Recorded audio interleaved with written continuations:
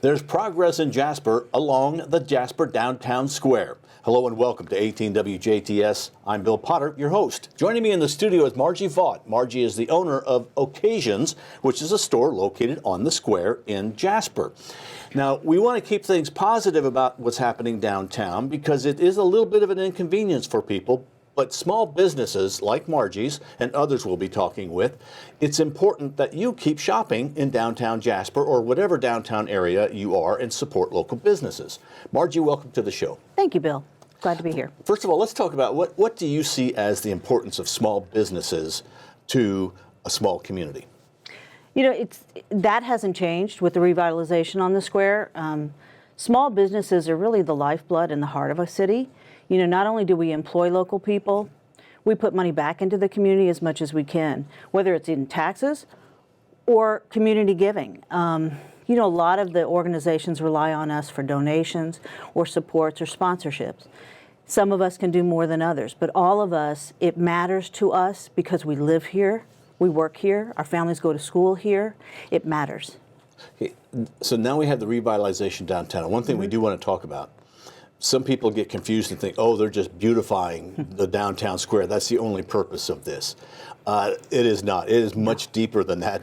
Deeper, literally. Yes, in that there's an infrastructure problem around the square. And Exactly. I believe we talked to the mayor, and he said it's like 150 years old, some of those pipes. They have to be replaced.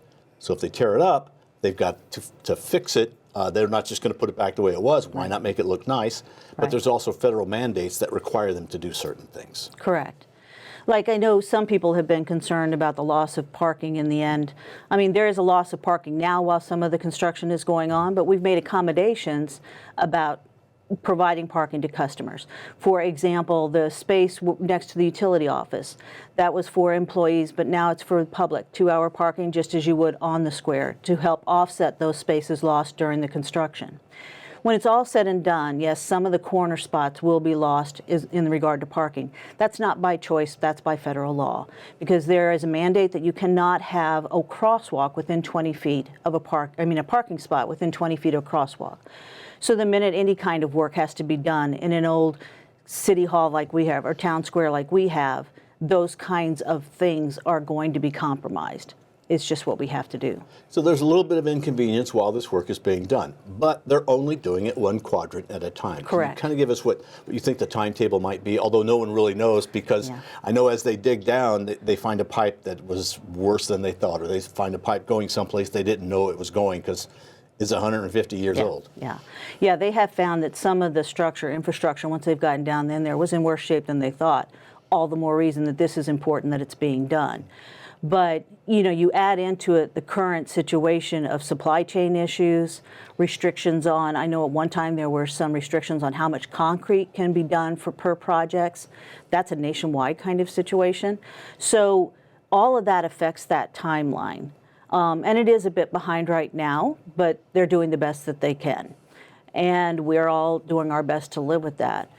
So we're looking at probably another year of work that will be going on down there. Don't quote me on that because that's just, you know, an estimation.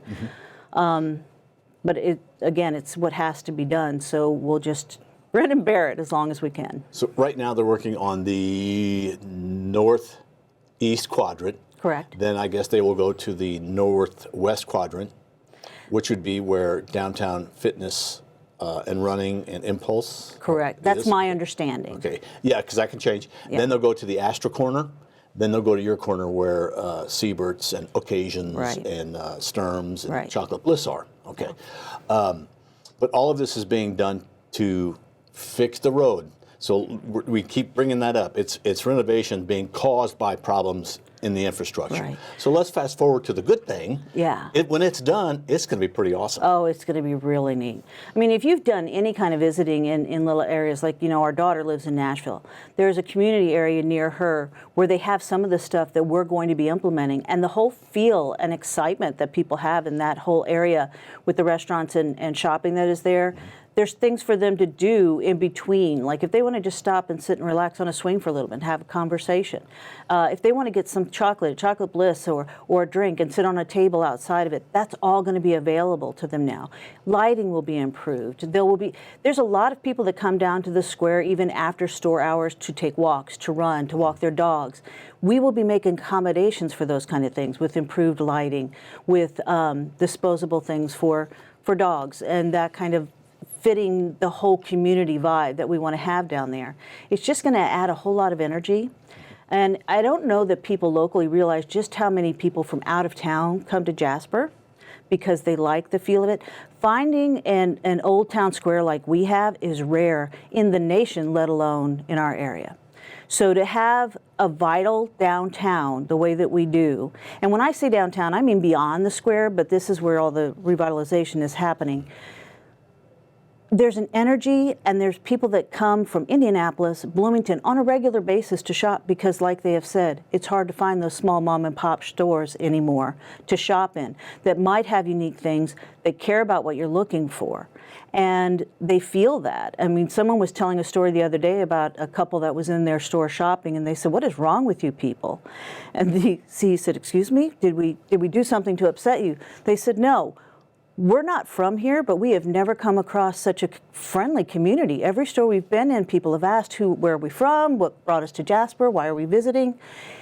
That matters to the community as a whole, and that's one of those things that downtown businesses, small locally owned businesses, independent businesses, that's the lifeblood. That's where I talked about before how critical we are to how we are perceived as a community.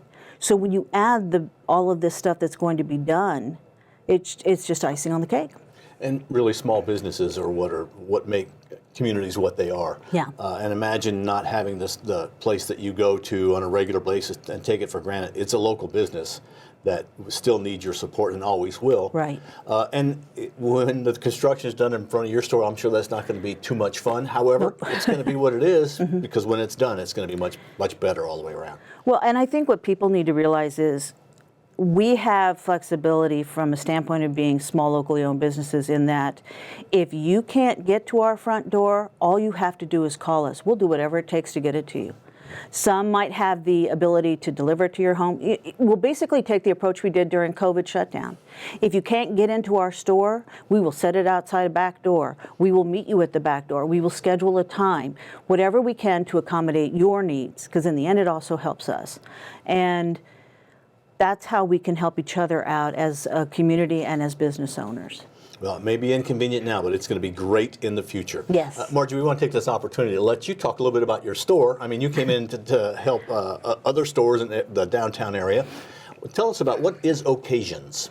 Occasions of Jasper is a party supply store, and by that I mean whether you're having a small dinner party to entertain close friends of 4 people on up to 50 people. We have disposable plates, napkins, decorations, balloons, lots of balloons. We also do custom invitations for special events, and we will help you. We're not party planners, but when you come in and say, I'm going to be having 100 people for my graduation, but I had the first thing I ask someone is, have you had a graduation before, and did you check what you have left from that? Because don't buy more than you need. Because see, as a locally owned business, it matters to me your perception when you walk out the door. I want you to leave thinking, wow, she was helpful. She didn't force me to spend more than I needed to. She helped me think of the big picture. All of us take that approach. And so I think of that with the party supplies that we have. Don't buy 200 more plates when you already have 50 of them left from the last time. So we ask those kinds of things and help you plan that party. And I know that I went to get something that had nothing to do with the time of year it was. You went in the closet because you had some left over. And that's the beauty of, I think, small businesses, too. Yep. This is not a big box store where they don't really know what their inventory is, and they really don't care about you. She does. Yeah. And you went an extra effort to find the 2 little horses, or 3 little horse first place. Yes. Horses from. Well, that was Derby stuff, and you weren't in there in May. I wasn't there in May. So things like that really, that is what makes small business what it is. Yeah. Yeah. But and Jasper is very fortunate in Du Bois County, the region as a whole, to have someplace like Occasions, yes, which is a nice store offering items for your party. Exactly. Whatever level it might be. And we have some things that, yes, you can find at some of the big box stores, but we have things they'll never be able to carry. There will be that higher quality, that's something unique and different, because as a small business owner, I'm always thinking about my customers and what appeals to them.